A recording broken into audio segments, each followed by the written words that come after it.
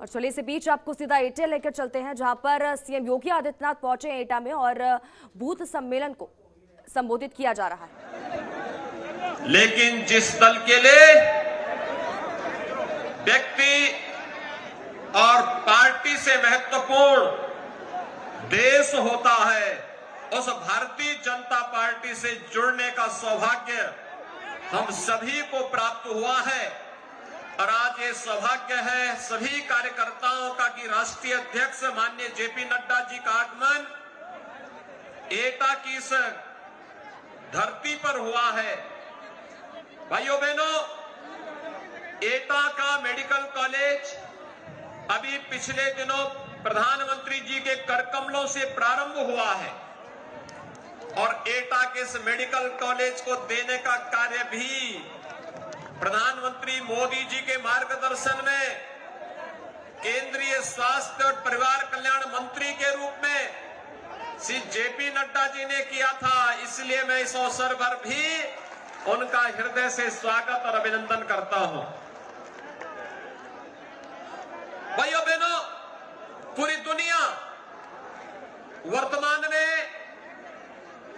Corona महामारी का सामना कर रही है।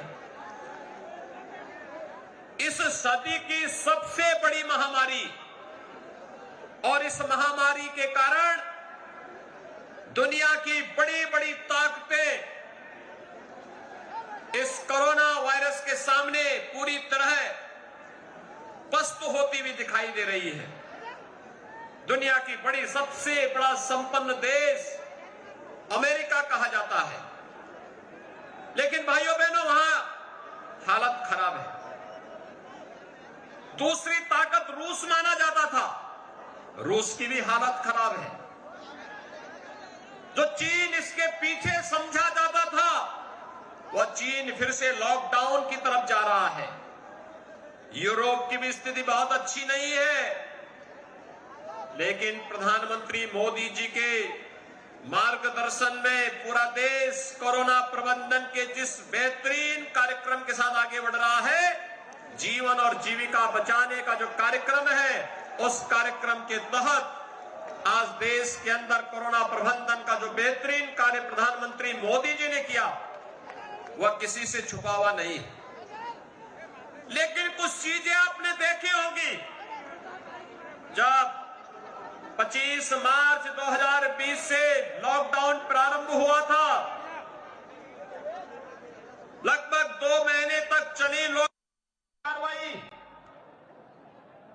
और उसके बाद जब प्रथम चरण में कोरोना का प्रकोप आता हुआ दिखाई दिया, भारतीय जनता पार्टी का कार्यकर्ता अपने राष्ट्रीय अध्यक्ष के नेतृत्व में सेवा ही संगठन के मंत्र को लेकर के प्रदेश और देश के अंदर एक एक व्यक्ति की जान बचाने के लिए कार्य कर रहा था।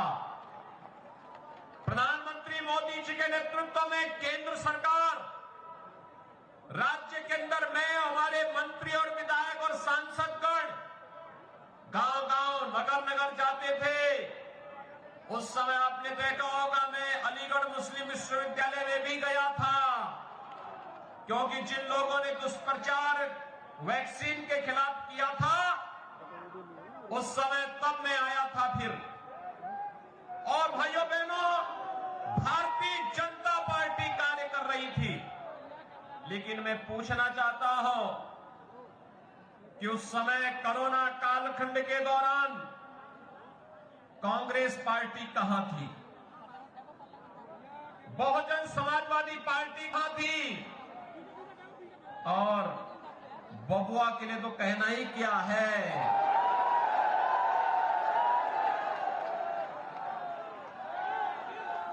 इन लोगों का कहीं अता पता नहीं था।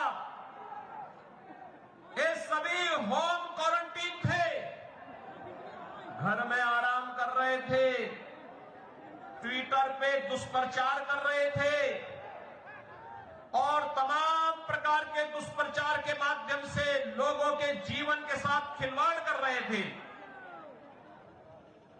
भाइयों बहनों, भारतीय जनता पार्टी का कार्यकर्ता उस समय अपने राष्ट्रीय अध्यक्ष के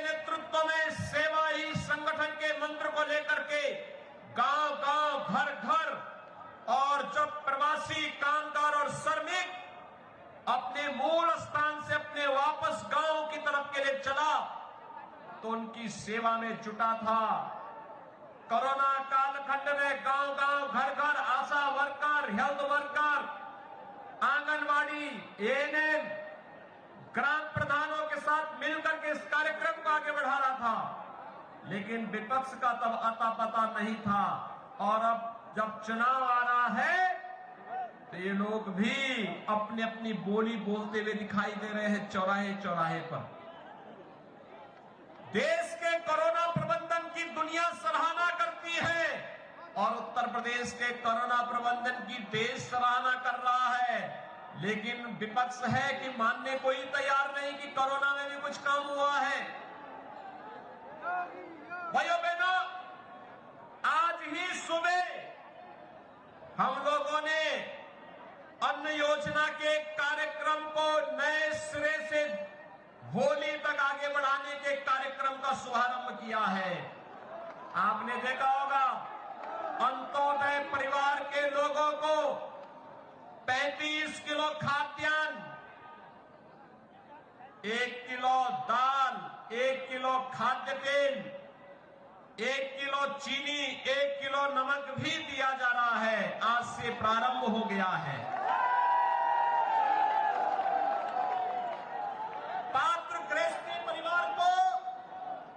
पात्र गृहस्थी परिवार को हर यूनिट पर,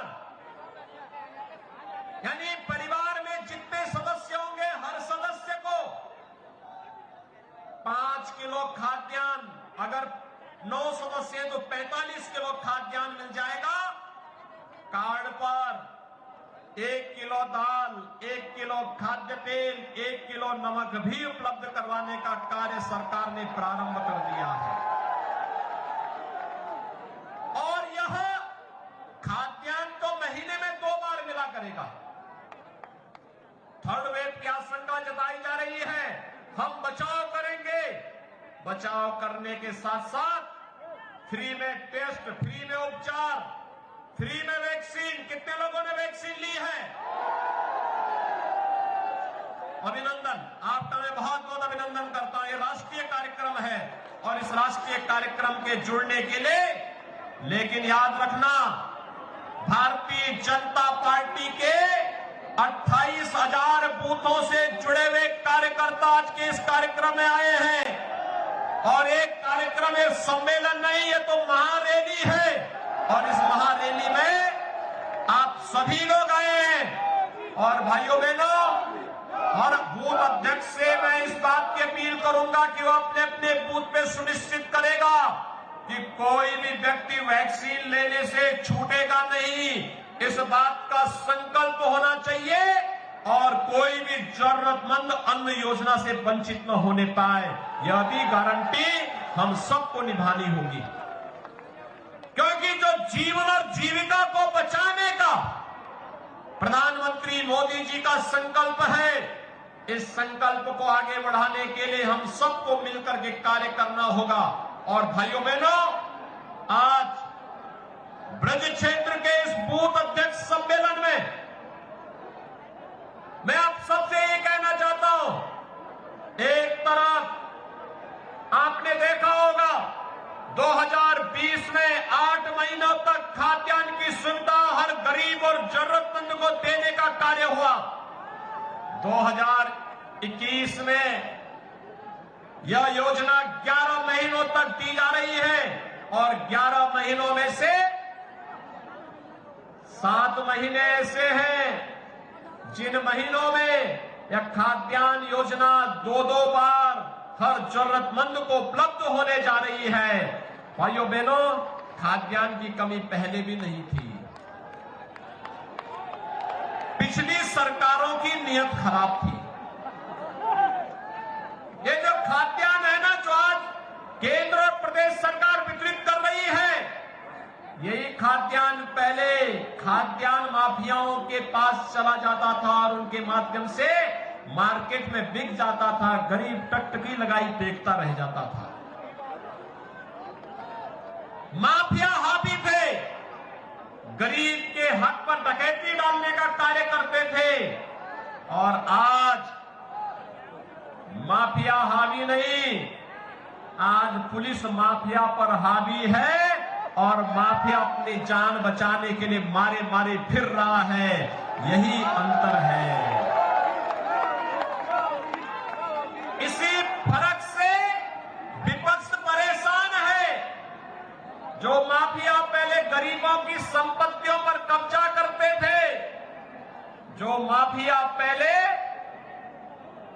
बाल बेटियों की सुरक्षा पर डकैती डालते थे, जो माफिया पहले व्यापारियों का अपहरण करते थे, जो माफिया पहले विकास कार्यों को पूरी तरह हड़प जाते थे, आज जो माफिया अपनी जान बचाने के लिए मारे मारे फिर रहा है और वह प्रदेश के अंदर विकास भी हो रहा है, लोक कल्याणकारी योजनाओं का लाभ भी मिल रहा है, बाल बेटियों की सुरक्षा सुनिश्चित की जा रही है, कहीं पर विश्वविद्यालय बन रहा है, कहीं मेडिकल कॉलेज बन रहा है, कहीं पॉलिटेक्निक बन रहा है, कहीं डिग्री कॉलेज बन रहा है, कहीं आईटीआई बन रहा है, कहीं हॉस्पिटल बन रहा है, कहीं पर सड़क बन रहे हैं, कहीं बिजली के सब स्टेशन बन रहे हैं। विकास के कार्य एक और बड़े बड़े कार्य हो रहे हैं। और अभी तो 18 तारीख को इसी ब्रज क्षेत्र में प्रधानमंत्री मोदी जी देश के सबसे बड़े एक्सप्रेसवे गंगा एक्सप्रेसवे की आधारशिला भी रखने जा रहे हैं। भाइयों बहनों, ये गंगा एक्सप्रेसवे, कुछ लोग बोलेंगे, जब वो लोग कहेंगे, कुछ लोग उस समय बोलेंगे जब प्रधानमंत्री जी इसका शिलान्यास करेंगे, उस समय कहेंगे कि हमने भी सपना देखा था बनाने का, लेकिन बना नहीं पाए थे। क्योंकि कुछ लोगों को अब विकास की योजनाओं को लेकर के दौरे पड़ने लगते हैं, और इस प्रकार के दौरे पड़ते हैं, वे कहते हैं हम भी करना चाहते थे,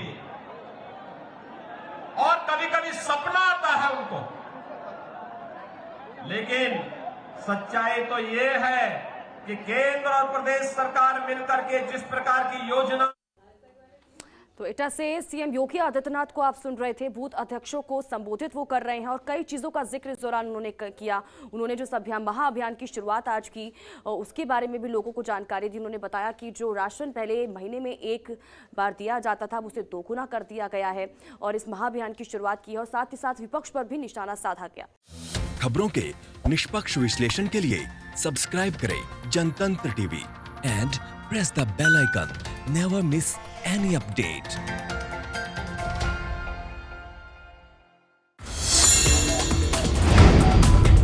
Download the Janatantra TV app, available on Google Play and App Store. Download it now.